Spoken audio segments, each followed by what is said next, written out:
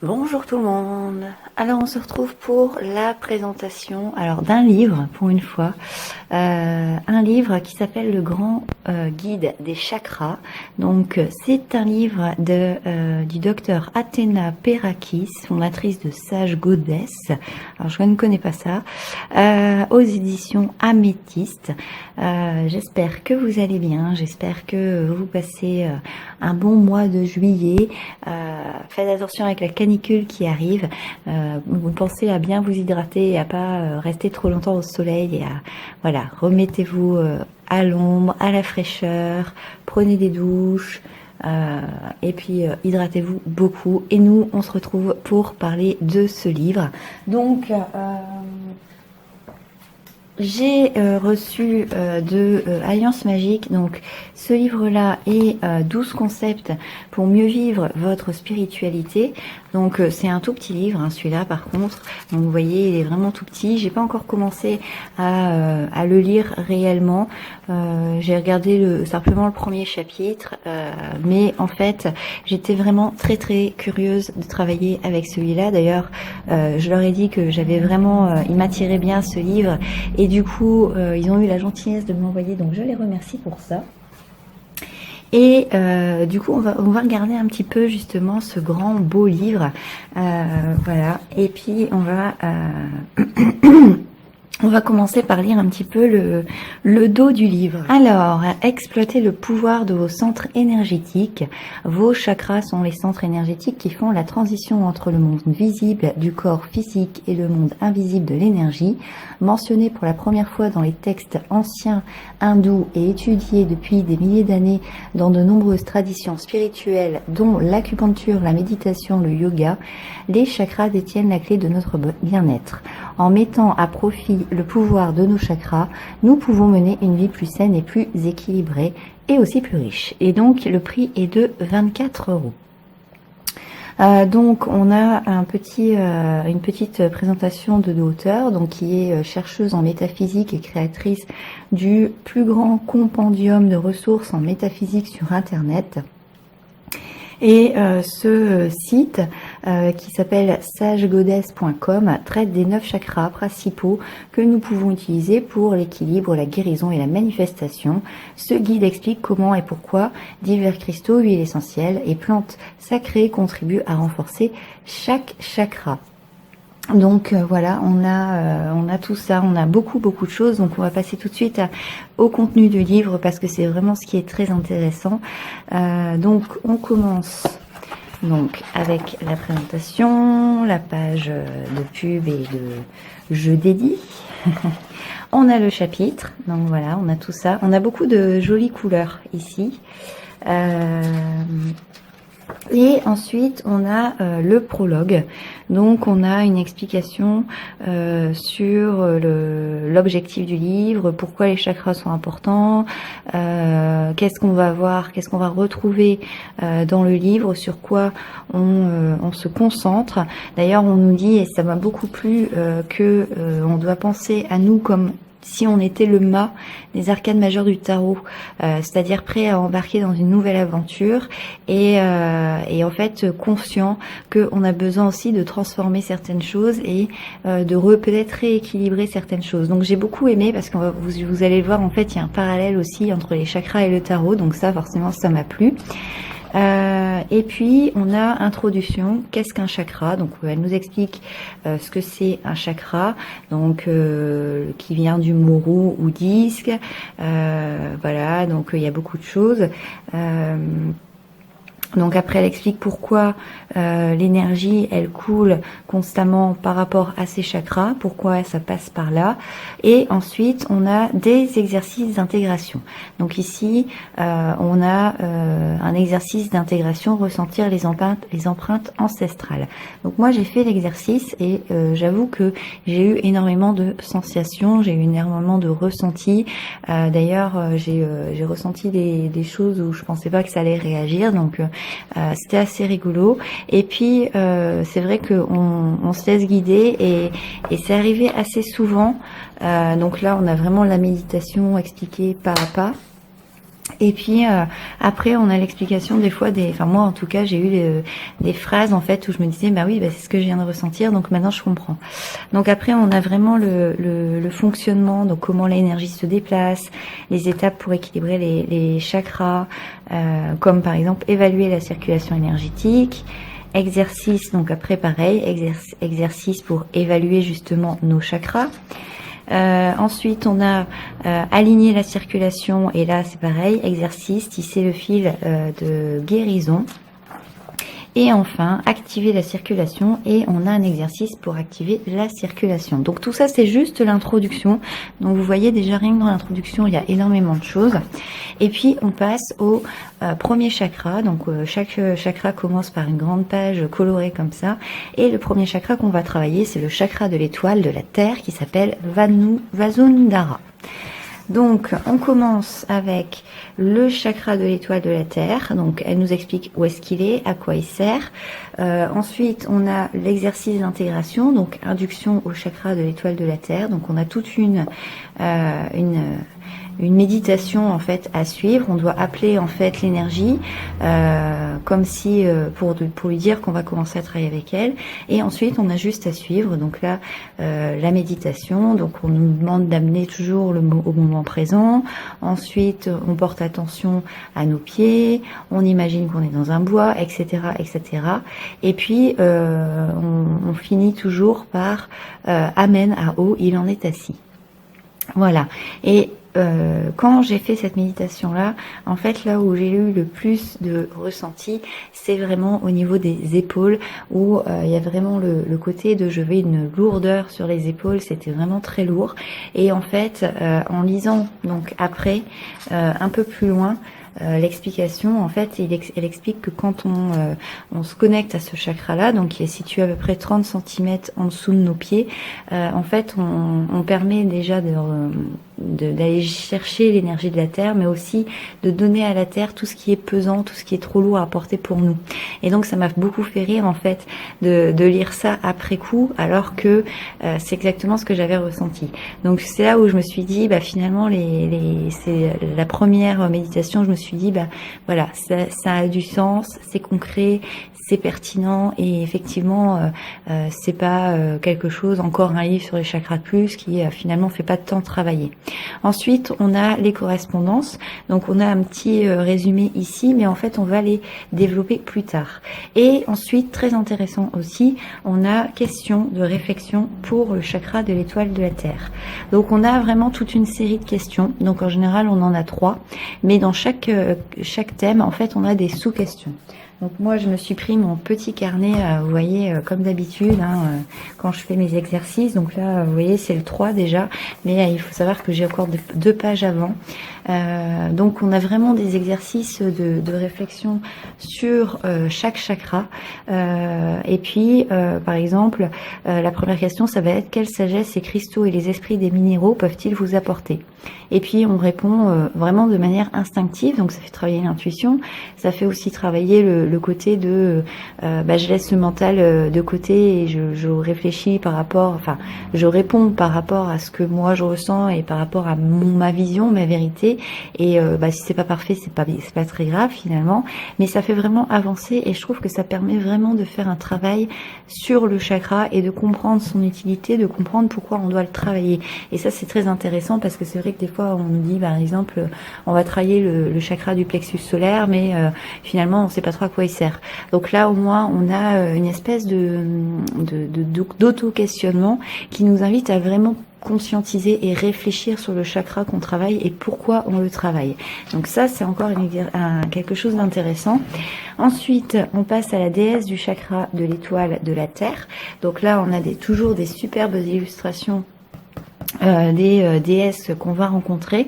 Alors là ici on en a une qui s'appelle Inanna, Donc en fait, elle va mettre aussi les correspondances, par exemple, la déesse mésopotamienne de Ishtar. On a aussi Pachamama, voilà, qui est une déesse Inca, et du coup on a vraiment le côté de avec quelle déesse on va travailler. Et pour les personnes qui travaillent avec les déesses, les dieux, qui aiment bien justement travailler avec ces entités-là, ces personnalités-là, il y a vraiment le côté de pourquoi on travaille avec eux, qu'est-ce qu'elles vont nous amener. On a encore en plus des exercices comme par exemple là, on a comment avez-vous rencontré et intégré ces nouvelles facettes de votre pouvoir. Appelez Inanna pour qu'elle vous aide à réimaginer et à explorer en toute sécurité toutes les facettes de votre identité. Voilà, donc on a même à travers des explications des fois le côté un petit peu questionnement. Et c'est très intéressant de lire ça de toute façon. Ensuite, on a un topo sur les cristaux, les huiles essentielles, les plantes du chakra qu'on est en train de travailler. Donc par exemple pour le chakra de la terre, donc on a la cyanite noire, donc on nous explique ce qu'elle fait en fait concrètement. On a la brochite, on a le jaspe rouge, la sardoine, le bois pétrifié et la tectite. Alors moi il y a des cristaux que je connaissais pas, donc c'est vrai que du coup c'est intéressant parce que ça ouvre aussi le champ des connaissances et des possibilités, et c'est intéressant parce qu'on a vraiment le côté de à quoi va nous servir vraiment la pierre. Et on a toujours une image illustratrice à côté. Ensuite, on a le quartz tibétain. Voilà. Donc après ici, parfois on a des exercices, parfois on nous propose de faire des autels, des prières, etc. Et puis voilà les huiles essentielles. Donc on a ici par exemple le tabac cérémoniel, la sauge blanche, le poivre noir et rose, le trèfle rouge, la résine de myrrhe, la résine de Liban, la racine de galanga. Et puis en fait à chaque fois pareil, elle nous explique en fait à quoi servent les différentes huiles. Donc par exemple la sauge blanche cérémonielle, on va la faire brûler pour son pouvoir de purification des fréquences basses, négatives ou bloquées. Voilà. Donc elle nous explique aussi qu'on peut allumer l'extrémité d'un fagotin de sauge blanche et on peut le mettre dans une assiette en dissipant la fumée de l'est vers le nord, et puis comme ça on libère en fait les énergies, les sensations et les émotions qui ne nous servent plus. Donc on a quand même beaucoup d'informations, toujours illustrées. Et puis ensuite, ça aussi j'ai trouvé que c'était super intéressant, on a toujours une recette à faire. Une recette à faire par rapport au chakra qu'on travaille. Donc ici c'est une offrande à la mère terre. Donc on a comme une recette de cuisine, on a les ingrédients et on a la recette de cuisine à faire. Donc ici on a l'illustration avec les ingrédients, et ce que moi j'ai beaucoup aimé c'est que contrairement à beaucoup de recettes de rituels qu'on peut voir, ou alors il faut aller chercher des ingrédients, des fois c'est pas forcément toujours facile de les trouver. Là on a des feuilles de sauge blanche, une pincée de tabac cérémoniel, des grains de poivre noir, la résine de Liban, des bonbons de couleur vive ou des fruits secs, une pincée de gros sel, des coquillages, des cristaux ou autres matières organiques, un morceau de toile 30 x 30 cm et de la ficelle. Donc c'est vraiment des ingrédients qu'on peut retrouver assez facilement, qui sont pas chers, qui sont vraiment à notre portée, et même la recette elle est vraiment très simple. On peut même si on n'a jamais fait vraiment, on n'est pas des sorcières innées, ou on n'a jamais fait de rituel, il suffit de suivre quoi. C'est un peu comme une recette de cuisine, et le fait que ce soit vraiment avec des éléments simples et accessibles, on peut vraiment tous le réaliser. Donc j'ai beaucoup apprécié cette partie là. Ensuite, on a la carte du tarot, la rune et la planète du chakra associé. Donc pour la terre-mère, donc on a la carte majeure du pape. Donc elle explique aussi pourquoi pourquoi le pape, pourquoi c'est cet arcane-là. Et puis elle nous dit par exemple d'appeler le pape pour éclairer la vision de nos ancêtres. Elle appelle le pape pour la sagesse, voilà, ces genres de choses. Donc elle nous fait encore travailler. Ensuite on a la même chose pour les gens qui utilisent les runes. Alors moi je trouve que c'est intéressant parce que les runes c'est quelque chose que je ne connais pas, donc ça me fait un peu découvrir ce que c'est, et ensuite on a la planète. Donc pareil, à chaque fois avec des questions. Donc là, elle l'associe à Pluton. Donc elle dit bien que techniquement Pluton n'est pas une planète, mais du point de vue des chakras, c'en est une. C'est la planète qui correspond à Hadès, le dieu du monde souterrain dans la mythologie grecque, et elle éclaire les obligations karmiques dans cette vie. Voilà, elle nous pose comme question: est-ce que vous changez sur le plan physique, émotionnel ou spirituel? Et en fait, c'est toujours des petites questions qu'elle nous lance comme ça, qui nous invitent en fait à aller plus loin. Et enfin, ça aussi c'est très intéressant, c'est l'archétype du chakra. Donc ici, on est dans l'archétype de la mer. Et puis, du coup, c'est vrai que si on travaille avec elle, eh bien, on peut faire l'expérience d'un éveil puissant, entre autres. Ensuite, on a le mantra. J'avais oublié cette partie-là, mais elle est intéressante aussi. On a un mantra, donc par exemple là, c'est Om Mani Padme Hum, donc qui se traduit par louange au joyau dans le lotus. Et répéter, elle explique pourquoi avoir un mantra en méditation, le répéter, ça peut être intéressant. Par exemple, pour celui-là, ça va nous permettre de nous relier aux énergies protectrices d'ancrage et d'enracinement de l'étoile de la Terre. Du coup on se sentira plus connecté à Gaïa, et donc la guérison pourra commencer. Et ensuite, on a enfin l'activation du chakra. Donc, vous voyez, c'est super intéressant parce que on a vraiment tout un processus avant, c'est-à-dire un processus de faire connaissance avec le chakra, aller en profondeur, le travailler de différentes façons, l'intégration, les huiles, les pierres, le tarot, le mantra, la déesse, l'archétype, etc. pour après justement activer le chakra et pouvoir en fait comprendre pourquoi on le fait. Et ça, c'est vraiment, j'ai vraiment beaucoup aimé. Donc on a le côté, encore une fois, méditation. Et ensuite, on passe au chakra racine. Donc vous voyez, on a à chaque fois la même chose. On va retrouver exactement les mêmes éléments pour chaque chakra. On a le chakra sacré. On a le chakra du plexus solaire, donc moi j'en suis ici en fait. Alors d'ailleurs j'ai eu de grosses prises de conscience en travaillant celui-là, et je ne pensais pas, j'avais plus une appréhension sur le chakra du cœur, mais en fait celui-là il a bien dépoté aussi. Ensuite on a, si la page veut bien venir, le chakra du cœur, le chakra de la gorge, le chakra du troisième œil, le chakra coronal, et on va finir avec le chakra de l'étoile de l'âme, donc Sutara. Voilà, donc on retrouve toujours les mêmes pages. Hop, l'activation. Et puis, voilà, on a la conclusion. Alors moi, je vais vous lire plus ou moins les titres parce que j'en suis pas encore arrivée là, mais en gros, c'est laisser parler les chakras. Donc à chaque fois, en fait, elle va nous faire un retour, si j'ai bien compris, sur l'expérience qu'on a vécue. Donc, si le chakra de l'étoile de la Terre pouvait parler, si le chakra racine pouvait parler, etc. Donc en fait, on a vraiment un dialogue qui va s'instaurer pour aller plus en profondeur avec ce qu'on aura fait. Donc on va avoir ça pour tous les chakras. Et ensuite, on a les remerciements. Nous avons l'auteur ici, voilà, et puis l'illustratrice, donc qui est Roberta Horwood.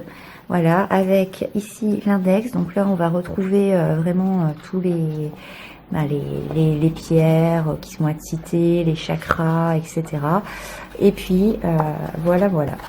Voilà, donc tout ça, que vous dire ? Moi, j'aime beaucoup, je suis vraiment pas déçue. Quand j'avais demandé, quand j'avais proposé à Alliance Magique je leur avais dit que ce livre m'intéressait, je leur avais demandé s'il y avait des exercices, parce que je voulais pas avoir un autre livre sur les chakras où il y avait que du blabla, que de la théorie, parce que ça m'intéresse pas. Je voulais vraiment travailler avec, donc on m'a dit que oui et j'attendais, et effectivement je suis pas déçue parce qu'il y a énormément, toutes les pages quasiment, et on peut faire quelque chose. Les 2 bémols que je vais mettre quand même par rapport à ce livre, vous voyez, c'est que c'est écrit en tout petit. Voilà, donc là, enfin, c'est écrit en tout petit, c'est écrit vraiment, ouais, c'est un peu écrit petit.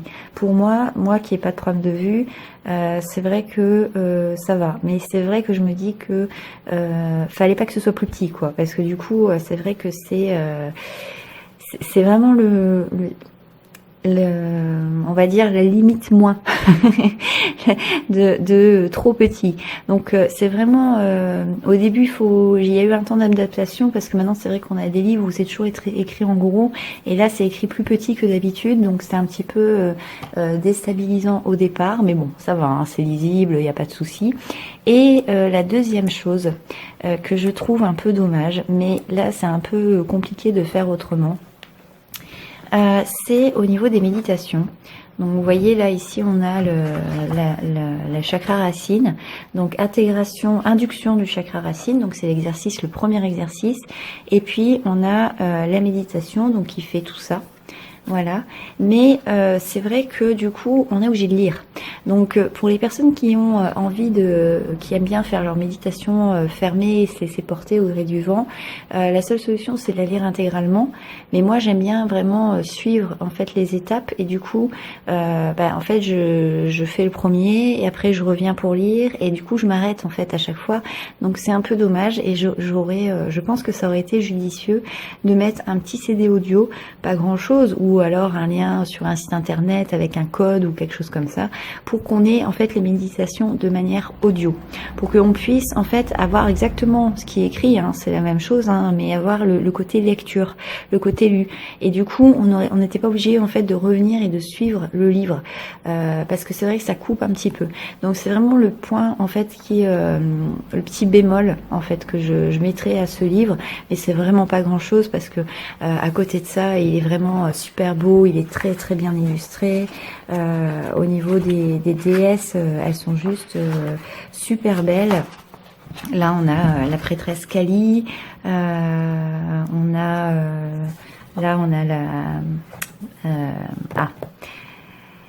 Bastet, pardon, voilà, donc la déesse chat. Vous voyez, les illustrations, elles sont vraiment super jolies et très inspirantes, je trouve. Donc on a vraiment le côté vraiment beaucoup de travail, beaucoup de compréhension, il y a beaucoup d'informations. C'est un livre qui est très très riche et qui vaut vraiment la peine d'être lu et d'être travaillé. Alors moi je prends mon temps, hein, je vous ai dit, je suis arrivée au chakra du chakra solaire, voilà, tout simplement. Mais c'est vrai que j'ai déjà noté énormément de choses, j'ai eu beaucoup de sensations, beaucoup de prises de conscience. Il y a vraiment le côté aussi du tarot de Marseille, des planètes, des pierres, des plantes, des huiles essentielles qui est vraiment intéressant. On a vraiment un travail concret à faire avec les chakras. On a vraiment le travail aussi à aller pour les gens que ça intéresse, à aller chercher plus en profondeur, parce que c'est vrai que du coup, comme on a beaucoup d'informations et qu'on explore beaucoup de pistes, le travail des déesses parfois peut paraître un peu, on nous donne un petit peu des amuse-bouches et puis en fait, voilà, on a des amuse-bouches et puis c'est un petit peu, on reste un peu sur notre faim et je trouve que c'est une vraie invitation à aller vraiment travailler plus loin si on en a envie, en tout cas avec les déesses. Et c'est vrai que maintenant avec internet etc, donc on a accès à beaucoup d'informations, mais moi je sais que ça m'a donné envie de travailler avec mon oracle des déesses par exemple, chose que jusqu'ici j'avais pas forcément super envie. On a vraiment le côté les rituels qui sont simples, qui sont accessibles, qui sont à la portée de tout le monde. Et puis c'est vrai que Il y a le côté aussi archétype qui est super intéressant, mais qui aurait pu aussi être un peu plus développé à mon sens. Mais c'est parce que moi j'aime bien quand c'est voilà, un peu plus riche. Mais sinon c'est vrai qu'il y a énormément d'informations, énormément de choses, et que moi je regrette pas du tout, et je suis vraiment super contente d'avoir ce livre et de travailler avec. Et d'ailleurs je l'ai déjà recommandé à plusieurs personnes parce que tellement j'aime bien travailler avec ce livre, et je trouve qu'il apporte vraiment quelque chose pour travailler en tout cas sur les chakras. Donc voilà, voilà ce que je pouvais vous dire sur le grand livre des chakras, donc de Athéna Perakis, donc aux éditions Améthyste. J'espère que la présentation vous a plu, j'espère que ça vous a intéressant, que ça vous a intéressé, et que ça vous a donné envie peut-être de vous le procurer. Si c'est le cas, dites-moi, ou si vous le connaissez, dites-moi en barre d'infos si vous allez vous le procurer, si vous l'avez, si vous avez fait les exercices, si vous partagez mon avis ou pas d'ailleurs. Et puis on se retrouve prochainement pour une nouvelle vidéo, et comme d'habitude, prenez soin de vous. Ciao!